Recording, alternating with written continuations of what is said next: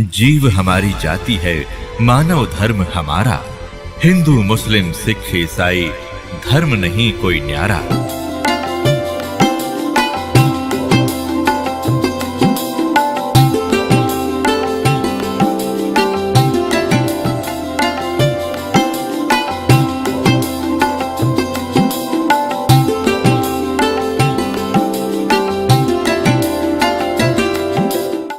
मैं अपराधी जन्म का नख से बरे विकार, तुम दाता दुख भंजना मेरी करो संभार। परमेश्वर की महिमा सुनने के लिए उपस्थित हुए।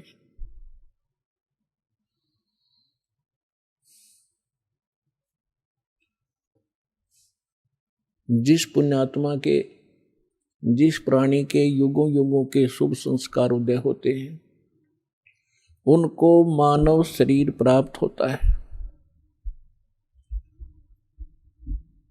और जिन जीवात्माओं को मानव शरीर के अंदर परमात्मा प्राप्ति की प्रेरणा होती है, वो बहुत ही शुभ संस्कारी हंस होते हैं। और जिनको सतगुरु मिल जाते हैं, सत साधना प्राप्त हो जाती है, वो बहुत ही अच्छी किस्मत वाले होते हैं। जैसे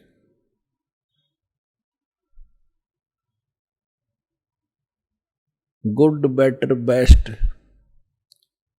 अब आप जो प्राणी हैं, जितनी पुण्यात्मा हैं, ये बेस्ट क्वालिटी के हैं, परमात्मा की अति प्रिय आत्माओं।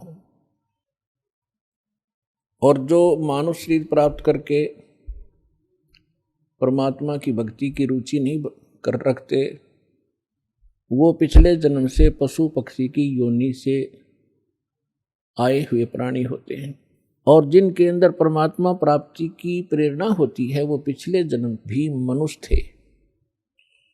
अपनात्माओं अध्यात्म मार्ग का ज्ञान न होने से ये भिन्न भिन्न प्रकार के मतांतर प्रारंभ हो गए, जिनमें से एक सिरफिरा पंथ चल रहा है, ब्रह्मा कुमारी। वो एक प्रेत का चलाया हुआ है।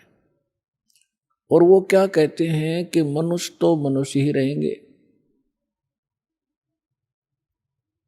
और अन्य प्राणी ही बने रहेंगे। उनका यहां तक विधान है कि जो व्यक्ति आज जिस स्थिति में है, उनके विधान अनुसार तो यह सिद्ध होता है कि स्त्री स्त्री ही रहेंगी, मनुष्य मनुष्य ही रहेंगे। और उनका क्या विधान है कि आज कोई लंगड़ा है, अंधा है, काना है, गूंगा है या स्वस्थ है, तो 5000 वर्ष के बाद उसका वही नाम होगा, उसकी माता पिता का भी वही नाम होगा, और वही गांव होगा, वही स्थान होगा, और अंधा है तो अंधा ही होगा। फिर बाढ़ में जाओ या भक्ति क्या फायदा है भक्ति का? अकल है इन लोगों में। और इसके उसमें भी बिना ना जाने कितने प्राणी उलझे बैठे। तो पुण्यात्माओं, सबसे पहले हमने अध्यात्म मार्ग को समझना चाहिए और फिर गुरु ग्रहण करना चाहिए। अन्यथा हम ऐसे ही अपना जीवन नाश करते रहेंगे। अब जैसे श्रीमद् भगवत गीता अध्याय नंबर 2 के श्लोक नंबर 53 में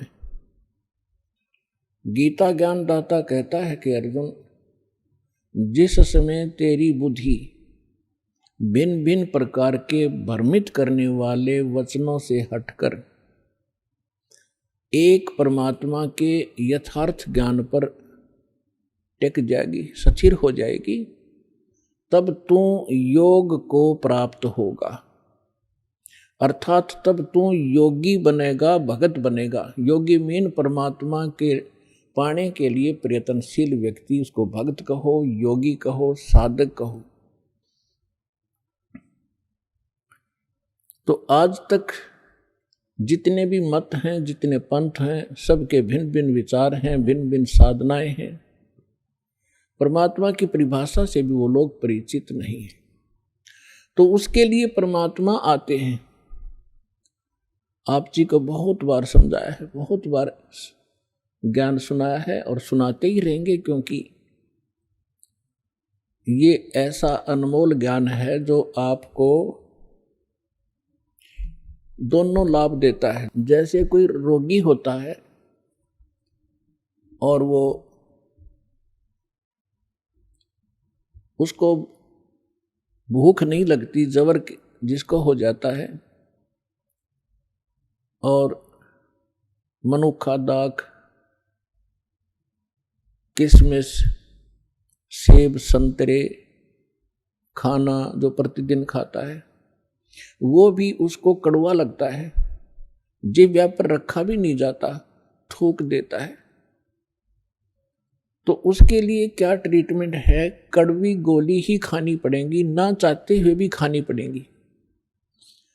जैसे मलेरिया हो गया तो उसमें कुनीन खानी पड़ेगी, और कड़वी लगो तो लगो, वो खानी ही पड़ेगी, फांकी मारनी पड़ेगी, और तभी वो रोग नाश होगा। फिर वही जो कड़वी लगने वाली रोटी, मनुक्खा, दाख, वो फिर स्वादिष्ट लगेगी।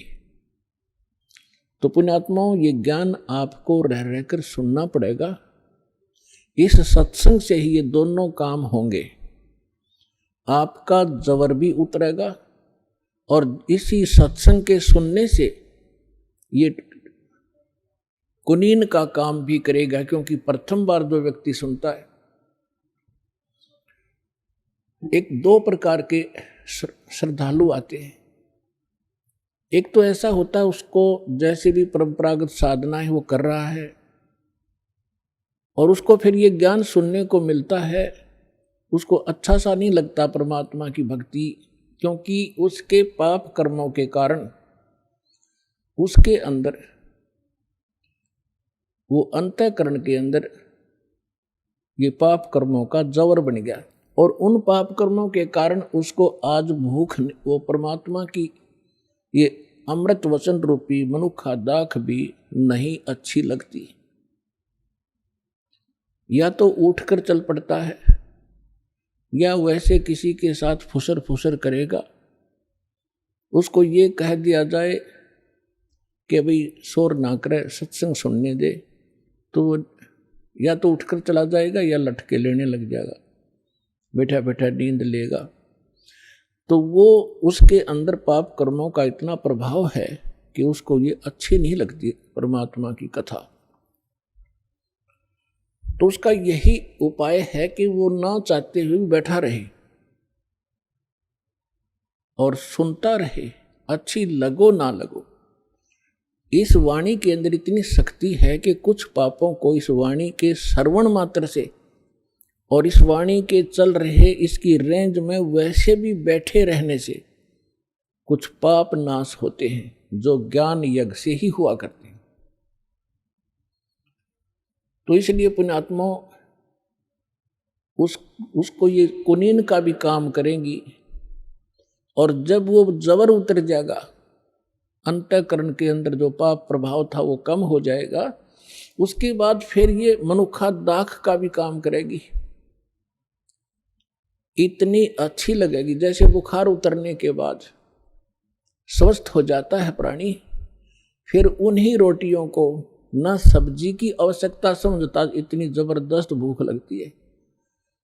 भूख लगी होती है, घर वाले कहते हैं सब्जी बना देते हैं, रोटी तो है, वो कहता रोटी आन दे, सब्जी फिर देखूंगा। इतनी जबरदस्त भूख लगती है, और जब उसमें वो अस्वस्थ होता है, चाहे 3 प्रकार की सब्जी बना दे, नहीं खा सकता।